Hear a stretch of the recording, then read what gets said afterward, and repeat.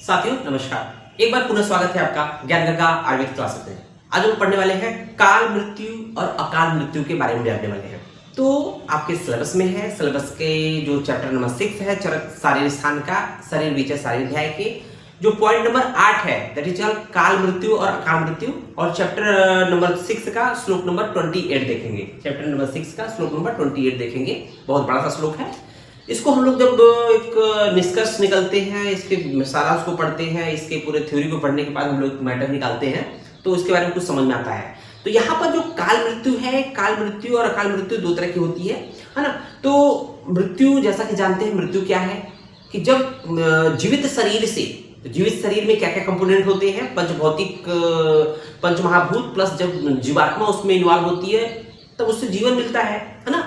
और जब उसी पंचभौतिक शरीर से जो आत्मा निकल जाती है तो जो शेष पंचभौतिक शरीर बचता है उसको हम लोग क्या बोलते हैं, मृत शरीर है ना। दैट इज कॉल्ड, उसी को मृत करते हैं। मृत्यु होगी उस शरीर की, जीवित शरीर की मृत्यु हो जाएगी क्योंकि उसमें जीवात्मा निकल गई। ओके, तो जब जीवात्मा निकल जाएगी तो वो पंचभौतिक शरीर बन जाएगा और उसी को मृत्यु हो जाती है। मृत्यु के विषय में सुश्रुत ने बोला है मृत्यु की संख्या कितनी होती है, मृत्यु की संख्या 101 होती है, ठीक है। और उसमें एक मृत्यु होती है जो कि देखेंगे काल मृत्यु होती है, और बाकी जो 100 मृत्यु होती है या शेष जिसको कहते हैं, एक के बाद जो है 100 बचा है ना, वो आगंतुक मृत्यु होती है, ठीक है। ऐसा सुश्रुत का मत है। तो आइए देख लेते हैं कि काल और काल मृत्यु के बारे में चरक में क्या कॉन्सेप्ट है। तो देखेंगे चरक के जो आत्रेय जी हैं है ना, उन्होंने काल और काल मृत्यु दोनों के बारे में बोला है, लेकिन चरक ने जो आत्रेय जी है, मतलब आत्रेय जी ने अपने कॉन्सेप्ट देने से पहले उन्होंने कुछ दो विद्वानों के मत को रखा है। यहाँ पर शुरुआत में दो विद्वानों के मत को रखा और दोनों ने सिर्फ काल मृत्यु को बोला। उन्होंने बोला काल मृत्यु होता ही नहीं है, जबकि चरक कहते नहीं, काल और अकाल मृत्यु दोनों होता है। क्यों होता है? हम लोग इन जनरल देखते हैं कि हम लोग जिस समाज में रहते हैं, कोई अपनी पूरी आयु जीवन जी के 60 70 80 वर्ष जीने के बाद मृत्यु को प्राप्त होता है। कोई देखते हैं रोड एक्सीडेंट में मारा जाता है, कोई बच्चा है, बूढ़ा है, मतलब कोई नौजवान मर गया तो उसकी तो अकाल मृत्यु होती है ना। तो इसी बात को आत्रेय जी कह रहे हैं कि नहीं, अकाल मृत्यु भी होता है। उसका बेसिक जो सिद्धांत यहाँ देख रहे हैं। तो जो आत्रेय जी का मत है उसको पढ़ने से पहले हम लोग सबसे पहले इन विद्वानों का मत पढ़ते हैं, वो क्या कहते हैं। तो देखिए, काल मृत्यु तथा अकाल मृत्यु के विषय में आत्रेय जी का अपना सिद्धांत है, ठीक है ना, अपना सिद्धांत है, अपना मत है। उसको हम लोग बाद में रखेंगे, पहले इनके मत को देखते हैं। तो कुछ विद्वानों का मत है, मतलब पहले दूसरे के मत को देखेंगे तब तो उसको खंडन करेंगे, ठीक है। कुछ विद्वानों का मत है कि जो कोई मरता है, कहने का मतलब जो कोई भी मरता है तो वह काल में ही मरता है। सीधी सी बात है, वो जो कुछ विद्वान कह रहे हैं कि जो कोई मरता है वह अपने काल में ही मरता है, क्योंकि काल में कोई छिद्र का मतलब क्या है कि व्यवधान नहीं होता है। जो कोई मरता है अपने काल में ही मरता है, क्योंकि काल में कोई छिद्र या व्यवधान नहीं होता है। अब यहाँ पर छिद्र व्यवधान का मतलब क्या है कि ऐसा कोई क्षण नहीं होता, मतलब ऐसा कोई क्षण नहीं होता, ऐसा कोई समय नहीं होता जो कि काल न हो। अर्थात ऐसा क्षण नहीं होता जब काल न हो, मतलब काल तो हमेशा होता है, एक एक सेकंड बढ़ते जाते, एक सेकंड में फ्रैक्शन होता है, दैट इज पार्ट्स ऑफ का काल का ही भाग है, ठीक है। अब जब अकाल है ही नहीं, कहने का मतलब हमेशा जो व्यक्ति मर रहा है, जी रहा है, तो काल में ही जी रहा है, मर रहा है। और जब कोई क्षण ऐसा है ही नहीं जब काल नहीं, इसका मतलब कि जब अकाल है ही नहीं तब अकाल मृत्यु कैसे? इनका भी अपनी तरह से सही है कि हमेशा काल ही तो चल रहा है, चाहे वो अपनी आयु कितना जी रहा है, इससे मतलब नहीं है। जब अकाल है ही नहीं तो अकाल मृत्यु होगी कैसे? ये भी अपनी जगह सही लग रहे हैं, ठीक है। तो यहाँ पर आत्रेय जी कहते हैं, थोड़ा सा इनका खंडन करते हैं, काल का छिद्रयुक्त होना, काल का छिद्रयुक्त मतलब व्यवधान से युक्त होना या छिद्र रहित होना, हाँ, ये दोनों बातें संगत नहीं है, ये दोनों बातें संगत नहीं है। क्योंकि काल अपने स्वाभाविक लक्षण वाला होता है। तो काल के बारे में हम लोगों ने देखा था, काल अपने स्वाभाविक लक्षण वाला होता है, काल को ईश्वर भी बोलते हैं, ठीक है ना। तो देखेंगे दूसरा मत है काल मृत्यु अकाल मृत्यु के बारे में, कि इस विषय में दूसरे आचार्य का मत है। दूसरे आचार्य का मत देख लेते हैं कि जो प्राणी जब मरता है, जो प्राणी माने कोई प्राणी है, वो जब मरता है वही उस प्राणी का नियत मृत्यु काल होता है। मतलब जब भी मरेगा, चाहे वो बचपन में मर जाए, चाहे जवानी में मर जाए, चाहे बुढ़ापा मर जाए, जब भी मरेगा वही उसका नियत मृत्यु काल होता है। ऐसा दूसरे लोग का मत है ना।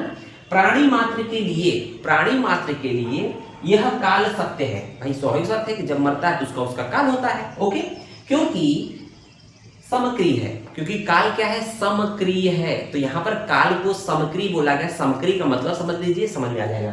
समक्रिय का मतलब अर्थात सभी प्राणियों के लिए समान रूप से मृत्यु देने वाला होता है। काल क्या करता है कि सभी प्राणियों के लिए समान मृत्यु देने वाला होता है। काल कभी नहीं देखता है कि ये गरीब है तो इसको मार दो, ये अमीर है तो इसको छोड़ दो, ऐसा कभी नहीं देखता है ना। तो यही कह रहा है कि अर्थात क्योंकि सक्रिय अर्थात सभी प्राणियों के लिए समान रूप से मृत्यु देने वाला है। राग से किसी प्राणी विशेष को न मारेगा। राग से मतलब प्रेम से, ऐसा नहीं काल का किसी प्राणी से प्रेम नहीं है। राग मतलब मोहब्बत, प्रेम नहीं, मतलब कि काल का राग से किसी प्राणी विशेष को न मारना या द्वेष मतलब बदले की भावना से किसी को मारना यह काल नहीं करता है। कहने का मतलब काल कभी भी दुर्व्यवहार नहीं करता। ऐसा नहीं किसी का फेवर करता है, चाहे गरीब हो अमीर हो, सबके लिए वो एक ही निश्चित है कि उसको मृत्यु मरना ही मरना है। ओके, तो समक्रिय को हेतु देकर, समक्रिय को हेतु बताकर सबकी मृत्यु काल में ही होती है। सबकी मृत्यु काल में ही होती है, अर्थात अकाल मृत्यु नहीं होती है। कहने का मतलब कि यहाँ पर अकाल मृत्यु पहले मत के हिसाब से नहीं बताया गया और दूसरे मत के हिसाब से भी नहीं बताया गया है। लेकिन अब जो आत्रेय जी है, चरक में जो वर्णित है, चरक संहिता के देखा जाए तो मेन जो हर प्रश्न का उत्तर देने वाले हैं आत्रेय जी है, तो उन्होंने बोला, उसका खंडन कैसे किया कि ऐसा कोई नहीं है, ऐसा कोई नहीं है जिसकी मृत्यु नहीं होती है। ठीक है ना, सबकी मृत्यु होती है, केवल इतने से ही काल को समक्रिय नहीं कहा जाता। मतलब ऐसा बोला गया ना पहले कि ऐसा कोई नहीं है जिसकी मृत्यु नहीं होती है, तो केवल इतना कहने से काल को समक्रिय नहीं कहा जा सकता। यह काल का अर्थ, यहाँ पर जो है काल का अर्थ आयु का प्रमाण, यहाँ पर जो काल का अर्थ बोला गया है आयु का प्रमाण, अर्थात आयु का निश्चित प्रमाण लेकर काल का व्यवहार किया जाता है। ओके, यहाँ पर काल का अर्थ आयु का एक प्रमाण है कि आपकी आयु 40 साल है, 50 साल है, 60 साल, ये आयु का प्रमाण है। तो यहाँ काल का मतलब ये लिया गया है। ठीक है, जो यह कहते हैं, जो कुछ लोग कह रहे थे ना, सेकंड नंबर पॉइंट की बात करते, जो यह कहते हैं कि जब मरता है तब उसका नियत मृत्यु काल होता है। मतलब सेकंड मत में कहा गया था ना, आप देखेंगे कि जो यह कहता है कि जब वह मरता है तब उसका वह नियत मृत्यु काल या निश्चित मृत्यु काल होता है, तब तो उसके सिद्धांत से, मतलब उनके सिद्धांत से क्या होगा, उनके सिद्धांत से सभी कार्य नियत समय पर होने लगेंगे। सभी कार्य नियत समय पर होने लगेंगे, मतलब अपने समय पर होंगे। ठीक है, ऐसा देखा नहीं जाता, ऐसा नहीं देखा जाता, यह प्रत्यक्ष देखा जाता है, यह डायरेक्टली देखा जाता है समाज में कि अकाल में प्रयुक्त, भाई अगर कोई चीज काल के अतिरिक्त आप नियत समय से अतिरिक्त समय पर अगर कोई चीज यूज करेंगे, जैसे अकाल में प्रयुक्त आहार, वचन, कर्म का फल बुरा होता है। जैसे जो खाने का समय है, जैसे खाने का समय रात्रि के मतलब कि सायंकाल को है ना, शाम को है, आप वो खाना दोपहर मतलब कि रात्रि के 2 बजे खाएंगे, तो क्या 2 बजे के खाया हुआ खाना उसी तरह से पाचन होगा, उसका परिणाम वैसे ही मिलेगा जैसा कि शाम को 7 बजे 8 बजे जो खाना खाया जाता है?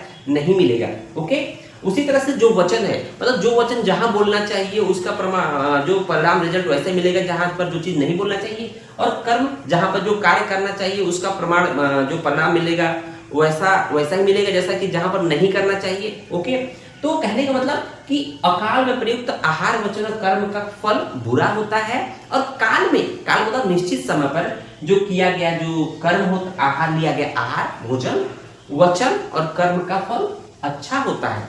उदाहरण की बात करते हैं कि इस रोग का यह काल है या अकाल है, ऐसा हम लोग प्रमाण संहिताओं देखते हैं ना कि फला एक तरह से हम लोग को मिलता है कि पर्टिकुलर रोग का ये काल है अकाल है। मतलब हम लोग देखते हैं छोटा सा एग्जाम्पल, मलेरिया की बात करते हैं एग्जाम्पल मॉडर्न की तरह से, तो देखते हैं बरसात के बाद का जो पानी स्टैग्नेंट वाटर होता है, रुका हुआ पानी होता है, बरसात के बाद का जो समय होता है, काल होता है, वो मलेरिया के लिए फेवरेबल काल होता है।